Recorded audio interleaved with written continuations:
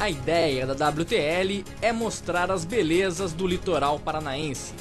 Acesse www.webtvlitoral.com.br.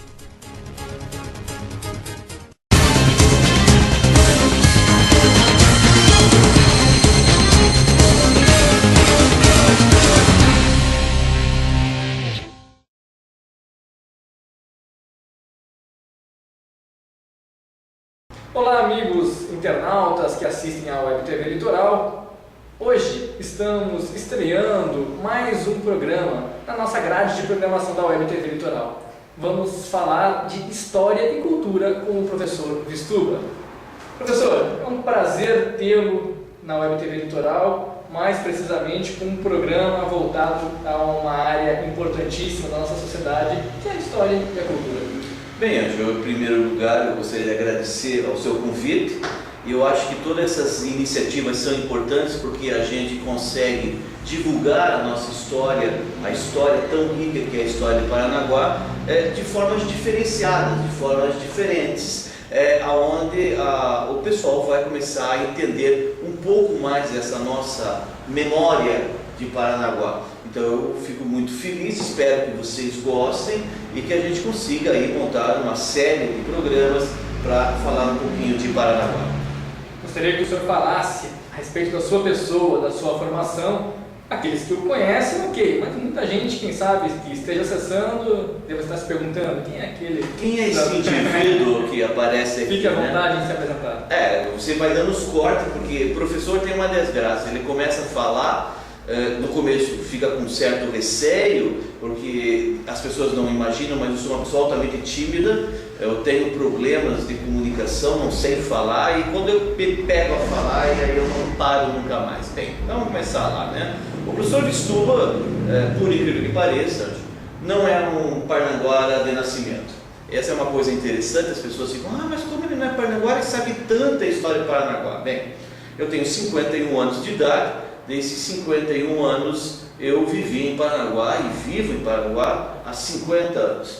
O meu pai foi jogador de futebol pelo Rio Branco, nosso glorioso Rio Branquinho, e isso foi na década de 50. E na década de 50 ele foi vendido para o Grande Guarani Esporte Clube, que hoje não existe mais, que era o time mais importante que tinha na cidade de Ponta Grossa, fora o Operário, que era a mesma rivalidade que existia em Paranaguá. Rio Branco Seleto, em Ponta Grossa, o Operário e o Guarani Futebol Clube. E meu pai foi para lá. Uns grandes jogadores da época, Dimas, sabe? Uns grandes jogadores que tínhamos aqui em Paranaguá. E lá eu nasci.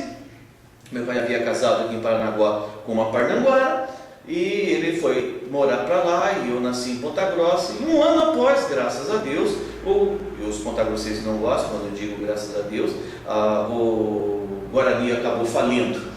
E nesse processo que o Guarani faliu, o meu pai voltou a Paranaguá e foi jogar no Seleto. Então meu pai jogou nos dois times importantes dessa cidade. Esteve dos dois lados opostos, né, porque havia uma grande rivalidade nisso. E nós voltamos para Paranaguá na década de 60. Então, de 60 para cá, eu morei em Paranaguá e me habituei muito a essa questão da história de Paranaguá, pelo lado da família da minha mãe. Porque o lado da família da minha mãe é a família que vem dos Godóis, dos Moreiras, dos Araújos, que eram famílias tradicionais que já tinham vindo para Paranaguá desde Guaraxaba, porque o primeiro porto de grande riqueza no nosso estado, para falar a verdade, que tinha um grande transporte, era Guaraxaba. Depois, por causa do calado, passou para Antolina, e também por causa do calado passou para Paranaguá. E o meu avô era prático. E o meu bisavô era prático lá em Guaraxaba, então foi passando de pai para filho, e eu bestamente deveria ter continuado nessa carreira de praticagem, porque hoje a praticagem é um salário, né? O prático hoje recebe um salário humilde, modesto, né? Modesto, sem problemas, e hoje não estaria correndo aí aula amanhã, tarde, noite e tudo mais. Então eu tinha uma família, eu tive e tenho uma família muito importante que tem muita história nessa cidade. Questão da fundação do Clube Santa Rita, do Clube Literário, do Clube Republicano, do Antigo Democrático, Demo. Então sempre foi me passado a história de Paranaguá. em família. E o meu avô era um cara que muito se preocupava com esse lance de história, de cultura, de tradição. E eu desde moleque saía com meu avô ia todo final de semana, quase todo dia, para falar a verdade, no mercado municipal, fazer compra, peixes, coisinhas que os padrinhos nós comemos muito naquela época de infância. Hoje nem tanto, né? Mas camarão sempre tinha. E ele sempre ia para o mercado e ele passava onde? No Instituto Histórico e Geográfico de Paranaguá. E lá eu comecei, já com os meus 12, 13 anos, a manter contato com as grandes figuras da história de Paranaguá, os grandes historiadores de Paranaguá, que não fizeram curso de história, né? Eles não tinham. Era o Dr. Aníbal Ribeiro Filho, médico, né? O professor Manuel Viana, sim, professor, que tinha muito a ver com a história, que teve um colégio importante na nossa cidade. Eu fui mantendo contato com eles e adquirindo cada vez mais conhecimento. Quando eu já era adolescente, como todo adolescente nessa cidade, eu acabei indo para fazer a nossa FAFIPAR, onde eu tirei o primeiro curso, que foi o curso de letras. Sou professor de português, inglês e literaturas, mas me aperfeiçoei na área de literatura e precisava fazer pós-graduação. Mas na década de 80 não existia esse lance de pós-graduação em Paranaguá. Não dava também para ir para Curitiba, não é tão fácil como é hoje. E aí o que aconteceu? Eu disse, eu vou fazer o curso de História, porque tem tudo a ver com literatura brasileira, vai me ajudar. Terminei de fazer História, e o primeiro concurso que eu fui fazer no Estado, em vez de fazer para Letras, né, que era a minha primeira faculdade, fui fazer para História. E aí acabei enveredando para o caminho da História, me interessando pela História e defendendo a História de Paranaguá. Perfeitamente. Após esse relato, gostaria de saber a respeito da FAFIPAR, instituição a qual o senhor hoje faz parte, né? E essa importante instituição de ensino que busca levar aos seus alunos o conhecimento, digamos, de nível superior, né? Digamos não, afirmando de nível superior. E a sua presença lá, há quanto tempo? E gostaria que você falasse um pouquinho da FAFIPAR. Tá bom, em primeiro lugar vamos dispensar o senhor, né? Porque eu não sou tão velho assim, só tenho metade de um século, né? 51 anos, um pouquinho mais. E falando sobre a FAFIPAR, me orgulha muito a FAFIPAR. A FAFIPAR é uma instituição que existe há 54 anos, completou agora no dia 13 de agosto os seus 54 anos e é a única instituição de ensino superior do estado do Paraná, né, mantida pelo estado, nos 7 municípios do nosso litoral. Isso que é importante. Nós temos a Universidade Federal do Paraná, mas é federal, ela não é estadual. Então, estadual, nós temos só a FAFIPAR pública e gratuita, que há 54 anos vem preparando ótimos profissionais na área de licenciatura, na pedagogia, que são as nossas queridas pedagogas que trabalham todas, em todas as prefeituras, em todos os municípios, em todas as escolas. Temos os nossos professores de português, inglês, matemática, história. Agora, com ciências biológicas, também podendo lecionar na licenciatura, na ausência, né, de professor formado, porque os nossos alunos de ciências biológicas são bacharéis, mas na ausência de um licenciado, ele vai então poder lecionar. E os bacharéis na área de administração e contábeis. Hoje nós temos cerca de 2.100 e poucos alunos, 100 e poucos professores, cerca de 20 a 25 funcionários. É uma instituição que trabalha realmente muito pesado no aperfeiçoamento dos profissionais para o mercado de trabalho. E interessante é que agora, recentemente, ela não trabalha só na formação de profissionais. Nós também trabalhamos com projetos, que são chamados num projeto junto à SET, que é a nossa Secretaria de Ensino Superior, que são os projetos da Universidade Sem Fronteiras. São 9 projetos direcionados a vários municípios, projetos interessantíssimos. O que me vem na mente nesse exato momento, por exemplo, nós temos a professora Gisele Antônio Guimarães desenvolvendo um projeto contra a questão do abuso sexual, da agressão ao menor. Temos também a professora Georgia trabalhando com a recuperação das garrafas PET, fazendo puffs, cada puff legal. Ontem nós tivemos uma formatura muito legal, onde eles realizam esses trabalhos naqueles centros recreativos dos bairros, os CRAS, né? Onde eles ensinam as donas de casa a fazerem esses puffs e elas ganham uma renda. E o interessante é que cada vez que eu vou nessas solenidades, principalmente da garrafa PET, da feitura dos puffs, onde a gente acaba dizendo assim, vocês não estão muito interessados, assim, é lógico que fazer dinheiro é uma coisa importante que todo mundo quer, mas é que elas acabam fazendo uma terapia, elas se reúnem 9, 10, 15 mulheres, quase todas as tardes, durante a semana, é onde elas vão conversar, vão papear, tomar café, fazer lanche, então acaba sendo uma coisa de união dentro do próprio bairro. E temos também um projeto com o professor João Roberto, esse é o mais interessante, você vai gostar, é sobre a administração da cachaça no município de Morretes. Então toda uma parte administrativa colocada. A professora Kátia trabalha com a questão do couro do peixe, onde as mulheres dos pescadores aprendem a desenvolver o couro para fazer bolsas, bijuterias. Então agora a Fafipar, além de estar trabalhando com a licenciatura, trabalhando com a educação, com o aperfeiçoamento, também trabalha com a extensão. Isso é muito importante.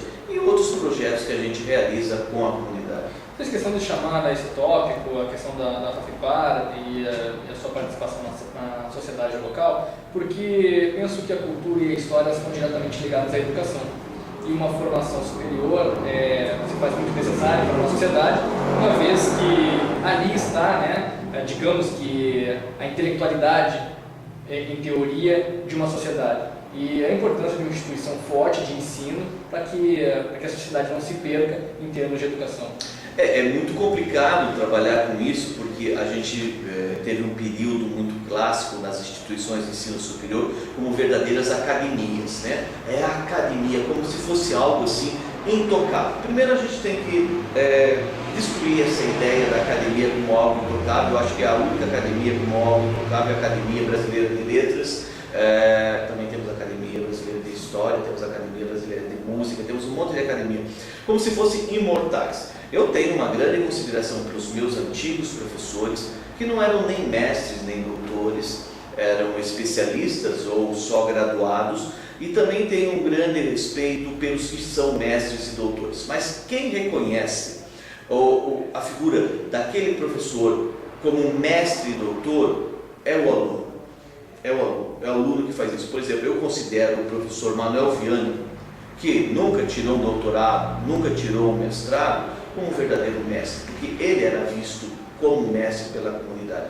Então as pessoas reconhecem pelo trabalho e não só pela titulação. Acho a titulação importante, acho que deve se valorizar o estudo que se realiza dentro da academia, mas a Fafipar tem tantos mestres, tantos doutores, como especialistas, como graduados, e eu os vejo todos como grandes professores, como grandes, eu não gosto muito de chamar de educadores, porque no ensino superior a gente não educa ninguém, porque ele já vem educado para o ensino superior, é o que nós esperamos pelo menos, né? Mas são grandes professores que professam, que lutam pelo ensino no nosso litoral, na nossa querida Paranaguá. Já retornamos para o segundo bloco desse programa, que hoje é um programa especial. Nós estamos apresentando História e Cultura com o professor Bistuba, mas que nas suas próximas edições terá o professor Bistuba conduzindo a todo o teor que aqui estiver sendo discutido, o teor das discussões. Então já retornamos para o segundo bloco do programa História e Cultura com o professor Bistuba. A ideia da WTL é mostrar as belezas do litoral paranaense. Acesse www.webtvlitoral.com.br.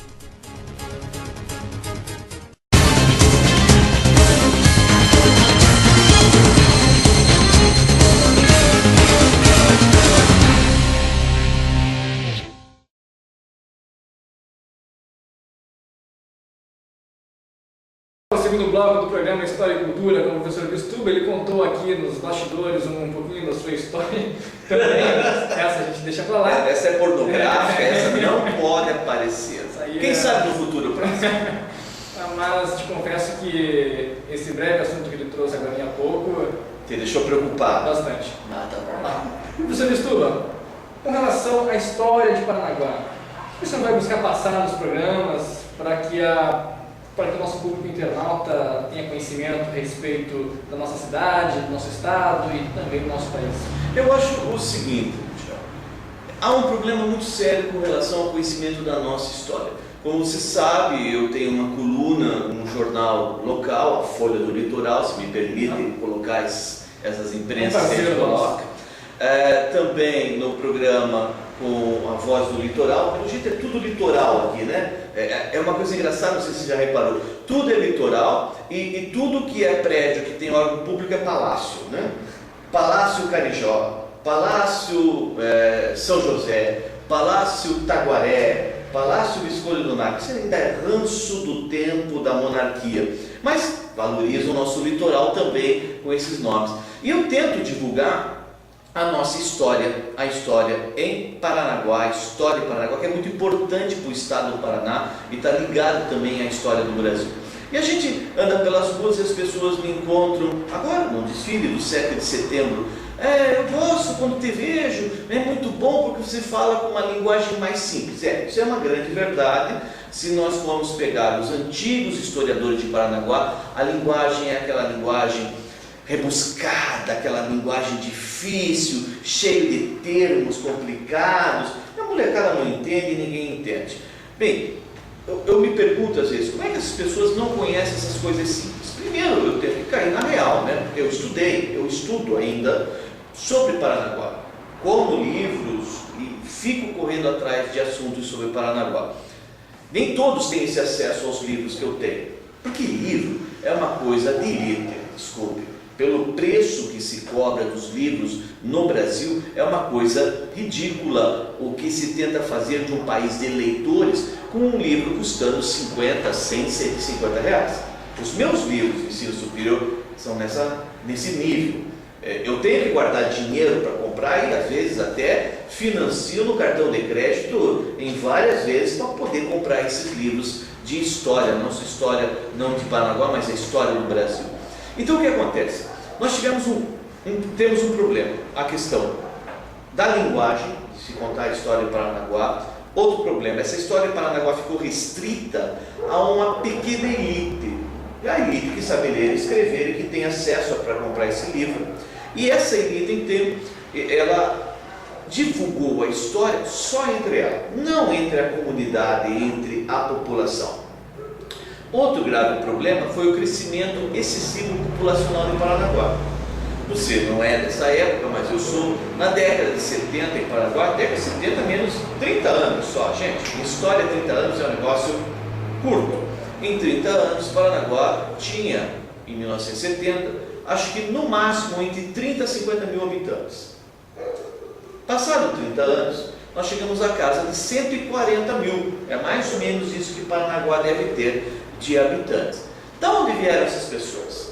É complicado esse assunto, porque, mas ela se multiplicou. Não, ela se multiplicou. Fazer filho é uma coisa que a gente gosta. Nem tanto fazer filho, mas transar a gente gosta, mas os filhos vêm na consequência, sem problema nenhum.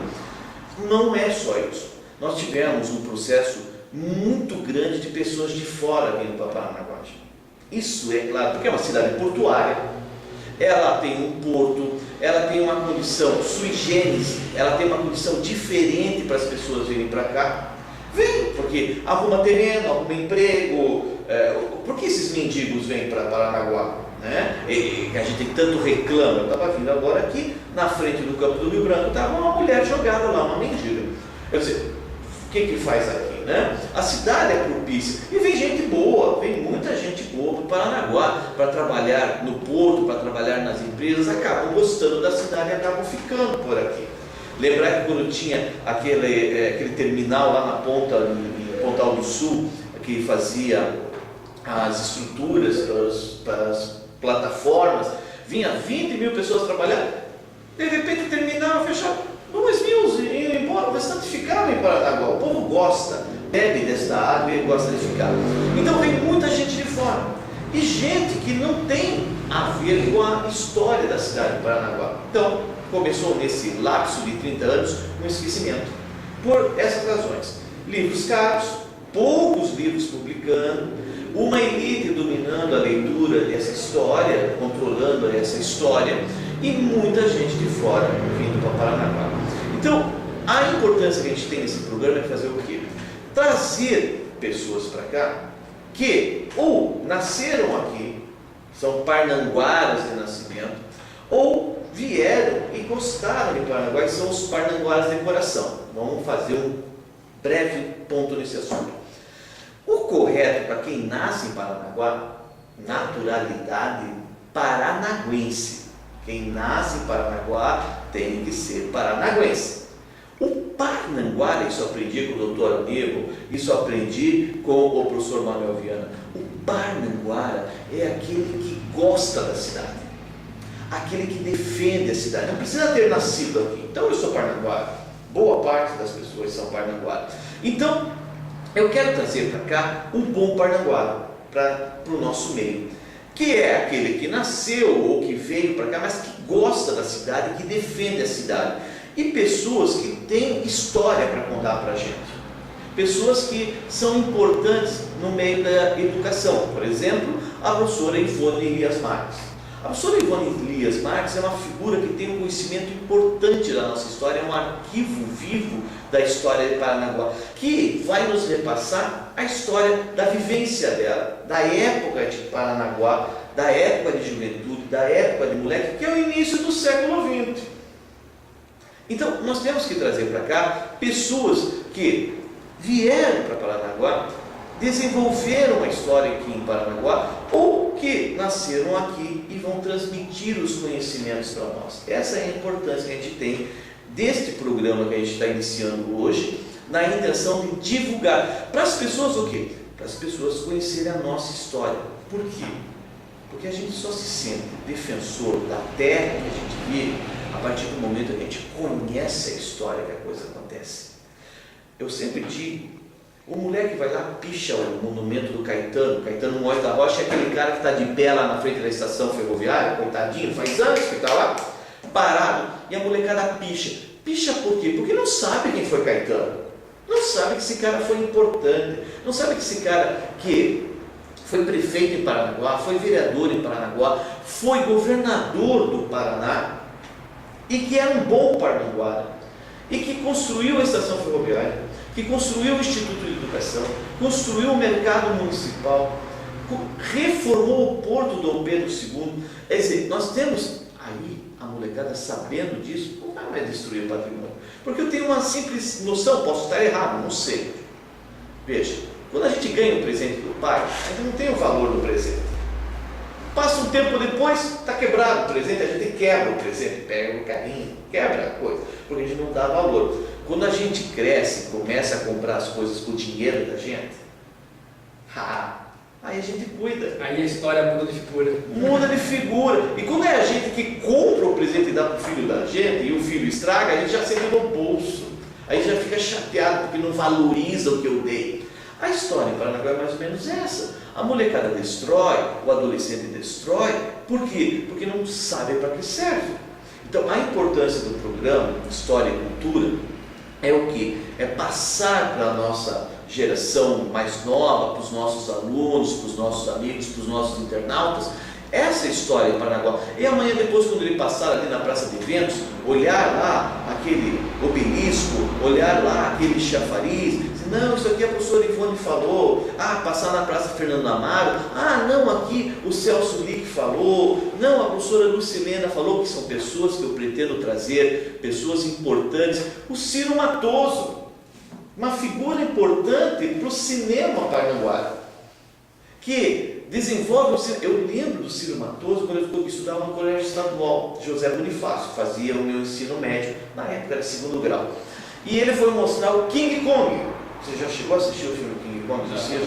Não, do Ciro não. Não, mas já ouviu falar do Ciro? Sim, não, sim. O filme do Ciro, King Kong, ele refaz o King Kong mundial na visão dele. A casa afundada. Você for ver a casa afundada? Nossa, agora ele está filmando a volta do filho pródigo.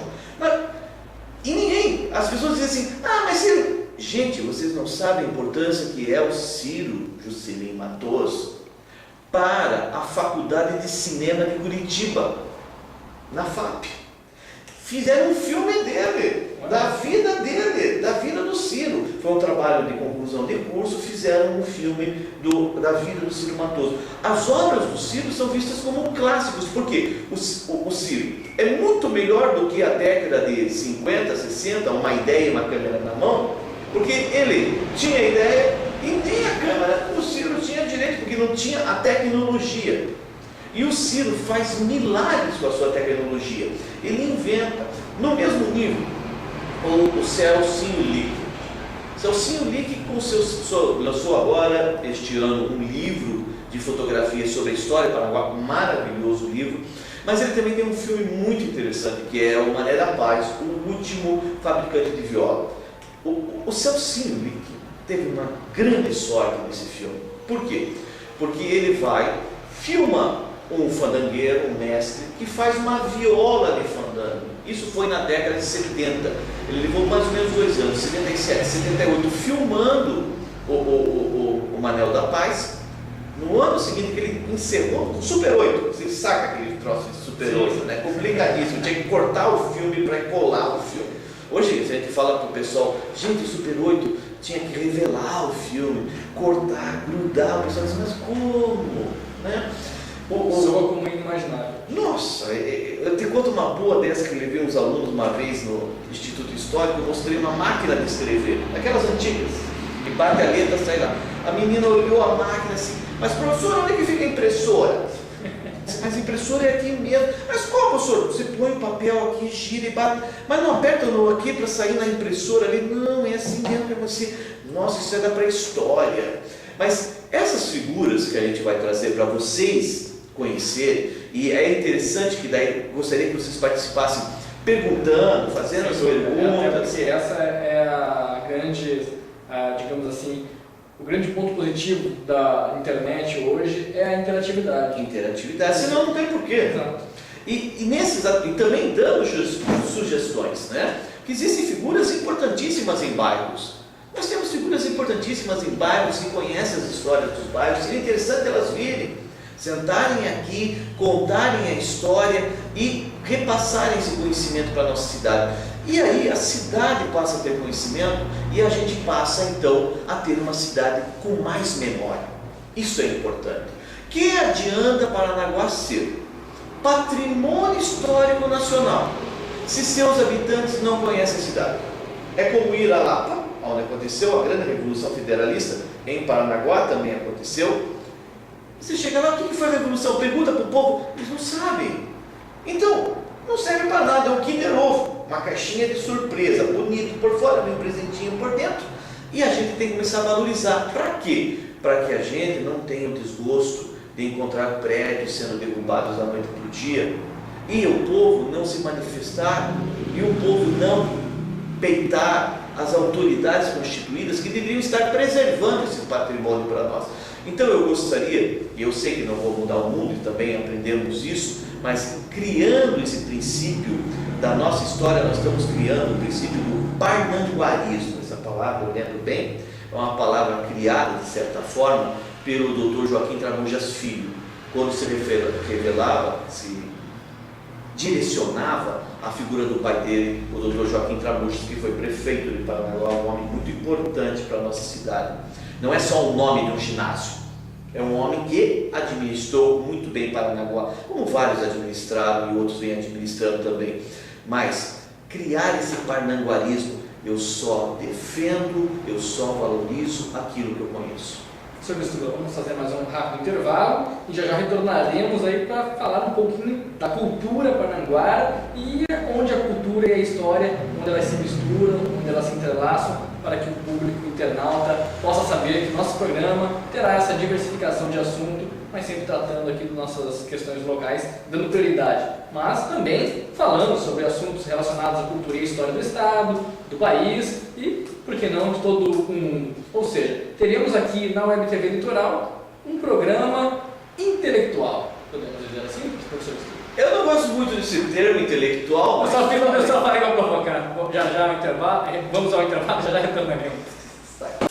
A ideia da WTL é mostrar as belezas do litoral paranaense. Acesse www.webtvlitoral.com.br.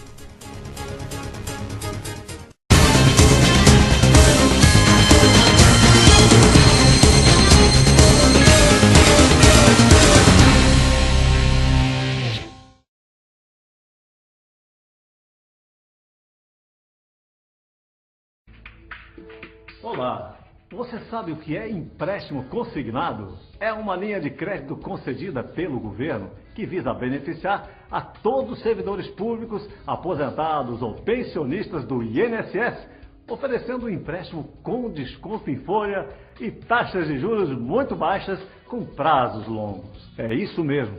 Se você está precisando de dinheiro, seja para viajar, quitar alguma dívida ou reformar a sua casa, faça as contas. O empréstimo consignado é a melhor opção. Dinheiro pro carteiro, servidor ou pensionista, soldado aposentado, dinheiro na mão à vista. Aeronáutica, Justiça Federal, TRT, Portuário também tem pra você. Arca, o Banco do Servidor, Rua dos Expedicionários 405, Loja 5, ao lado do Hospital Regional. Compramos contratos de outras instituições financeiras. Arca, o Banco do Servidor.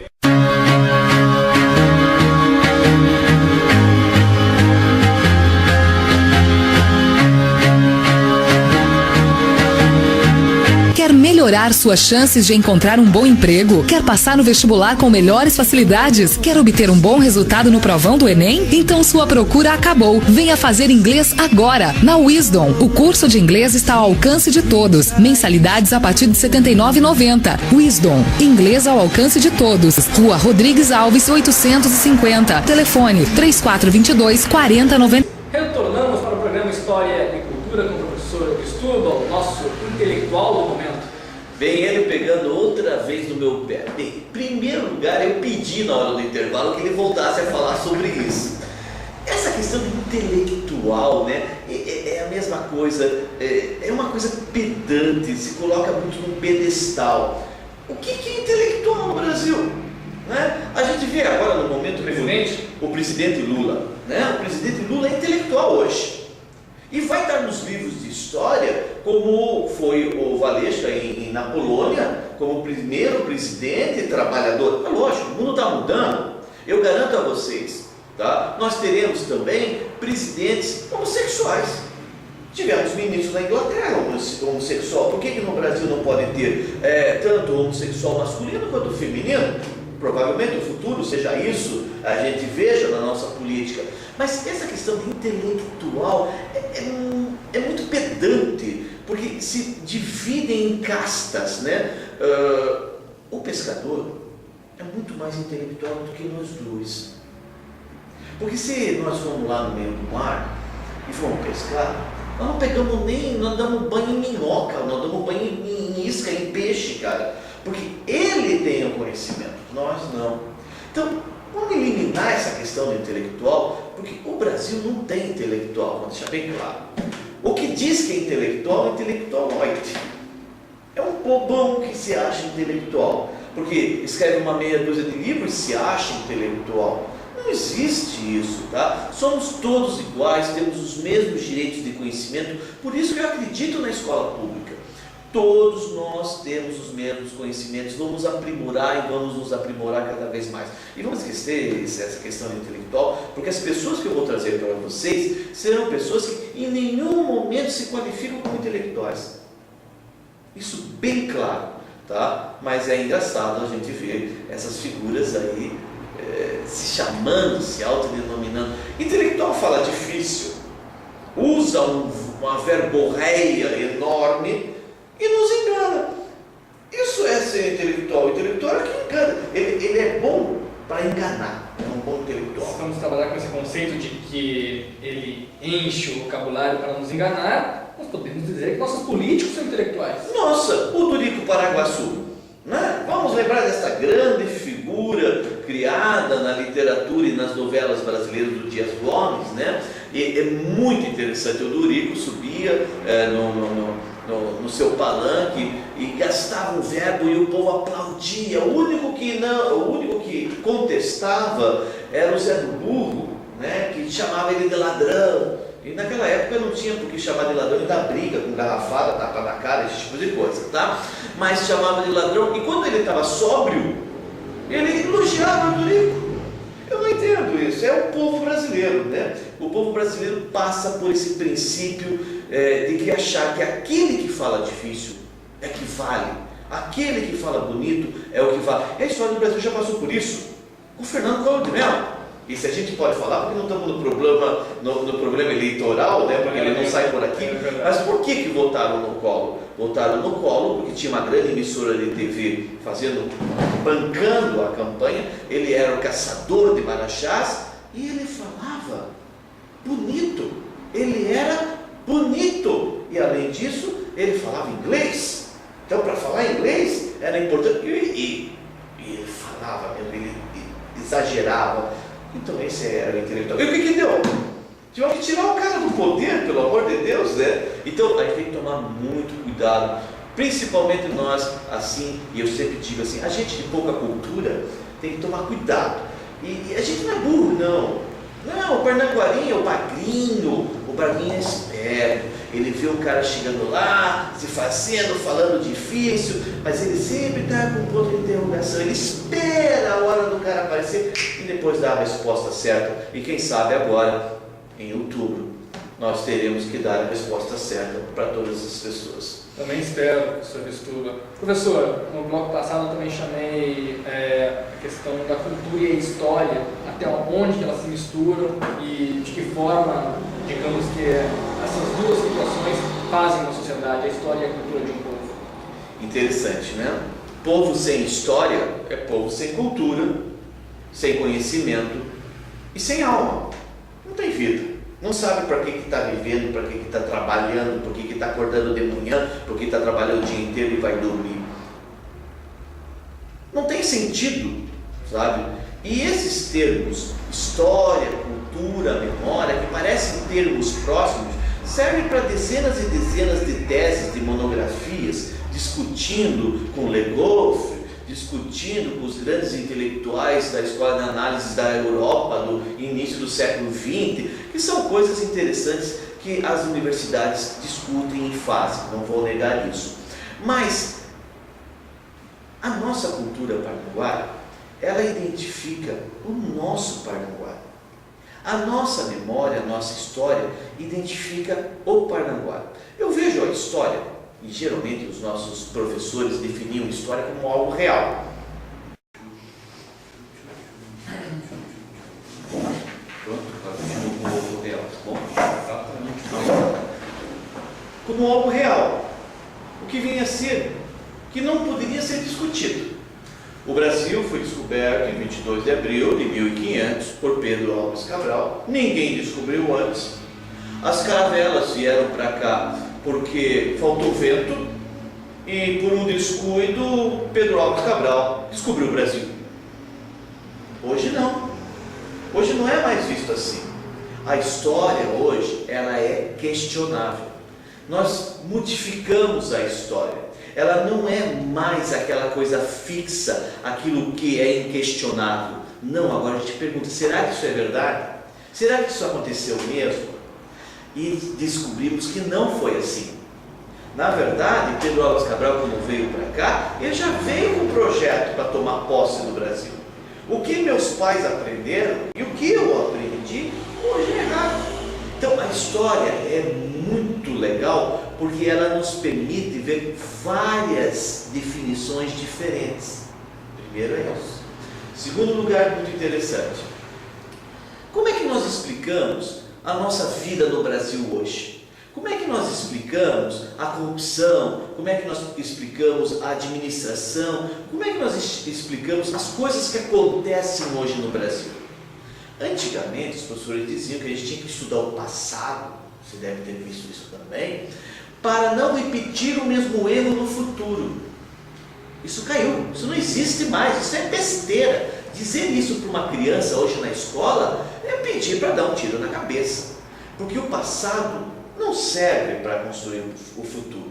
O passado, a história, nos serve para explicar as coisas que estão acontecendo hoje. Isso que é importante em história, em cultura. As pessoas começam a fazer uma coisa que na minha geração não era feita, ou seja, começam a raciocinar. E história serve para isso, para pensar.